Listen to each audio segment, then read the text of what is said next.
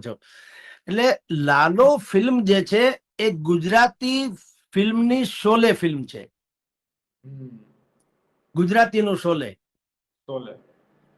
એ એટલા માટે શોલે છે કે દર્શકો નથી, ભાવિકો છે, અને થિયેટર નથી, મંદિર છે.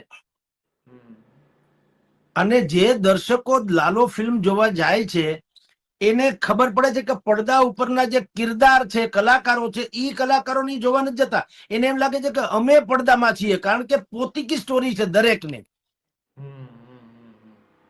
લાલો નામનું જે પાત્ર છે એક રિક્ષા ચાલક હોય છે, અને એ તાત્કાલિક પૈસા કમાવાની હોડમાં ઘૂસી જાય અને પછી ફસાઈ જાય જુનાગઢના કોઈ ખેતર વગેરેમાં. અને એને બચાવે અથવા તો એને સાંત્વના આપે કોણ? એની પત્ની તુલસી.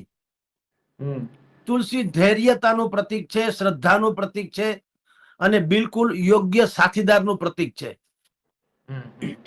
તો આ મોટા ભાગના ઘરની સ્ટોરી છે. આમ તમે જુઓ તો દર્શકો ફિલ્મ જોવા નથી જતા, પોતાની આત્મકથા જોવા જાય છે એવું લાગે.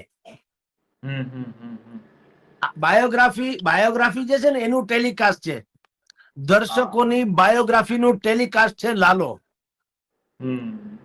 અને એને એમ લાગે છે કે હું, એટલે કે દરેક દર્શક, બેન દીકરી હોય, મા બાપ હોય, છોકરો હોય, યુવાન હોય, કોઈ પણ હોય, જે જોનારા છે એને એમ લાગે છે કે મારી ઉપર આ ફિલ્માંકન થઈ રહ્યું છે.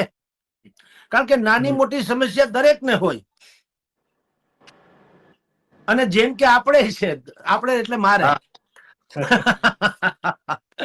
તો સવાલ એ છે, પણ આની મજા તમને કહું મયુરભાઈ, આ ફિલ્મ જે સૌથી હિટ ગઈ એના 2-3 વસ્તુ જે મહત્વપૂર્ણ છે એમાંનું એક આપણને લાગુ પડે, આપણને રાધર મને, એની કાઠિયાવાડી ભાષા. એ ભાષા જે લહેર, અત્યાર સુધી ગુજરાતી ફિલ્મો જે આવે ને, હોય ભલે ગમે તેવી પુરાણ પ્રાચીન ફિલ્મ, પણ એની ભાષા થોડીક સોફેસ્ટિકેટેડ રહેતી. રામ વાળો હોય યા જેસલ તોરલ હોય યા બાકીના બધા વીર ચાપરાજ વાળો હોય કે કોઈ પણ ફિલ્મ હોય, તમે અમેરે ચંપો ને તમે કેળ વગેરે વગેરે, તો એની ભાષા થોડીક સોફેસ્ટિકેટેડ હતી. સોફેસ્ટિકેટેડ એટલે શહેરમાં બોલાતી હોય એવી ગુજરાતી.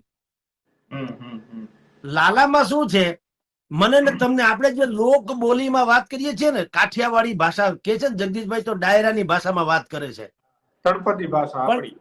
હા, પણ એ તળપદી ભાષા છે, એ માની ભાષા છે. માની ભાષાને કોઈ અલંકારની જરૂર નથી, ઈશારો કાફી છે.